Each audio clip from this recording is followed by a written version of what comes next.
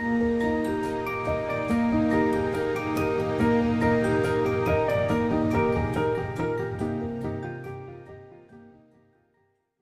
my sensational students. Welcome to Bloom and Grow Education. My name is Meredith. Today's lesson is a writing lesson. It's suitable for Year 5 students who are trying to get into the Gifted and Talented program. And it is another one of those lessons where I look at one of my students' pieces of work. I read through it and I look at what's great about it and look at some areas of improvement. Today's story stimulus is this one. It's called Some Risks Are Worth It. This one's actually provided by the Department of Education as a sample. This is what you might find in the GATE tests. And the work that we're looking at today is actually 2 stories. It's by twin brothers. So the ideas are very similar because they had a little bit of a chat beforehand about what to write about. And they're almost the perfect story if you combine it. So I'm going to read them both and then show you how the ending could have been altered to be that little bit more powerful. And then I'm also going to talk to you about how we could have improved the middle section with the panic vocabulary that we did in one of the previous lessons. Talk to you about that later. Let's start off with this story. So some risks are definitely worth it. The outrageous wind had passed by. I was safe here, safe at home. The cyclone had gotten worse. I sat down on the sofa, watching the news. Fear struck me as I heard a loud scream from the distance, but to me, it sounded like a joyful scream. I stopped worrying and went back to watching the news. The scream got louder. Something was definitely happening. I put on my warm clothes and headed outside. The wind was howling crazily. I followed the sound of the scream as it led me somewhere. As I walked, the scream got louder and louder. That's when I found myself right behind the beach entrance. This young lady with brown hair and a blue swimsuit was drowning in the deep navy blue waters. Stay calm and I'll save you, I shouted. My voice boomed across the waters and into the lady's ears. She nodded and stopped screaming. I took off my shirt and jumped into the whopping waters. The waves splashed against my face as I approached the lady. She was floating on her back, unconscious. I opened my mouth on top of her and started giving her oxygen.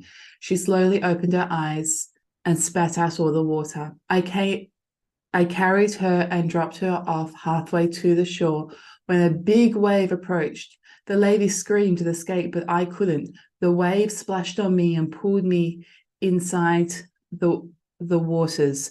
I couldn't swim back to shore. The current was too strong. I used all my power to get out of this, but I couldn't. My eyesight was slowly starting to blur.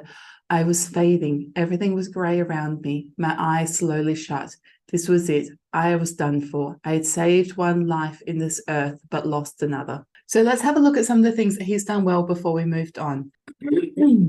I really like the story idea. I really like the ending here. This is the best part, this sadly ever after, where it's that line at the end. And that line is really valuable because it summarizes the whole story so nicely. I saved one life, but lost another. It concludes it beautifully. Some beautiful vocabulary in there, nice paragraphing. All right, let's move on to the second story. Okay, so this is his brother's work. Boom, crash, lightning and thunder slammed to the ground. The howling wind picked up at an alarming rate. I peeked out of the living room, feeling helpless as ceiling plaster poured on me. Grey clouds circled above me. Mum and Dad were busy trying to stop the water that was flooding into the house. Another crack of thunder boomed, startling me and nearly shattering the windows. I abruptly heard a piercing scream. Help me, help me. I sat up on the sofa. I heard it again. Someone is in trouble, I whispered to myself. If I thought twice about going into the water, As I saw cars tumbling across the street, but something convinced me to do it.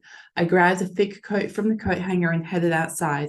My stomach was gurgling from nervousness, and my something was mouth was bitter from all the ceiling bits. I carefully grabbed onto a post and wobbled across the street.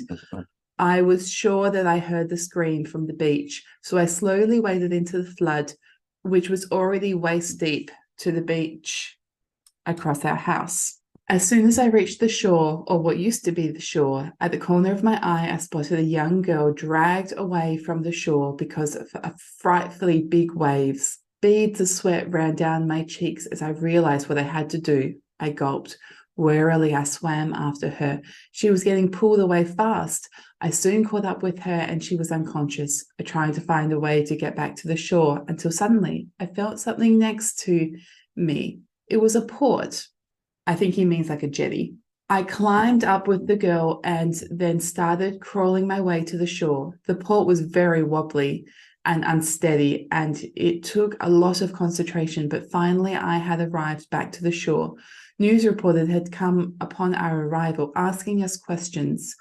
One of the news reporters asked me, "Do you have any quotes you want to tell us?" And I said, "Some risks are worth it." I smiled and returned to concentrating on the girl. So you can see that they're very similar stories. And what I really like the top half, and I don't like his ending.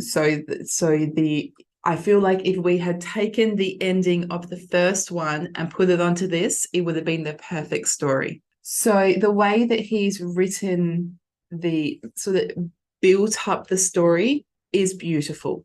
If we come back to the first one, so if we have a look at this one, he says at the beginning, "Fear struck me as I heard a loud scream in the distance, but to me it was a joyful scream."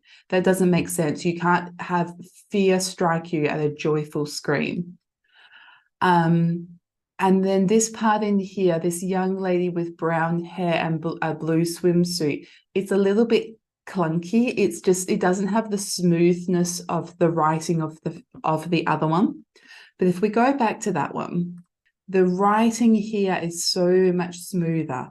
The way that the storm is built here, the way that he builds up the storm and continues to build whilst also bringing in this idea of this screaming girl. Nice description of the emotion in here. He saves her, so resolving our story nicely. And then we saw the flop here at the end.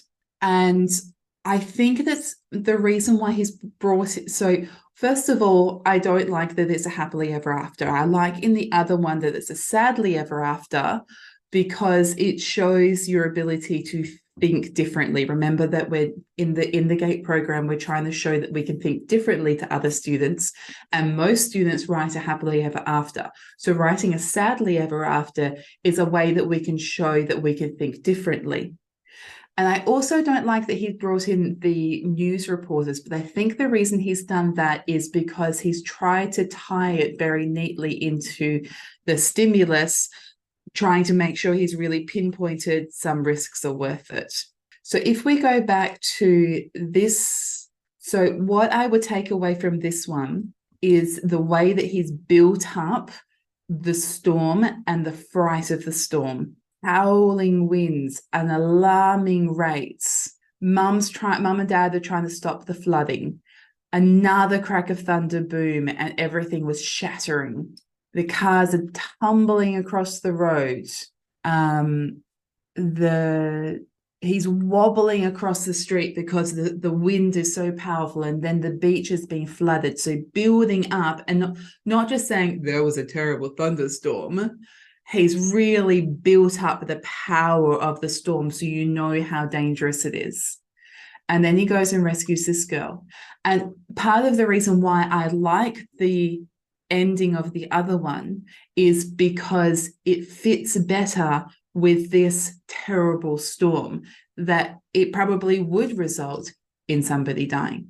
So this is the ending that I would have loved to see. The waves splashed on me and pulled me inside the water. I couldn't swim back to the shore. The current was too strong. I used all my power to get out of this, but I couldn't. My eyesight was starting to blur.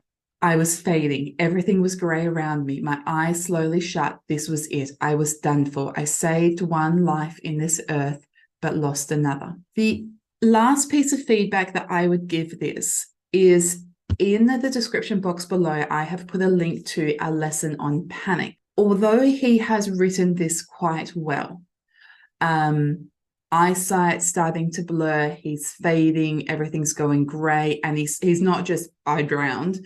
It was he shows nicely the fading process and the dying process.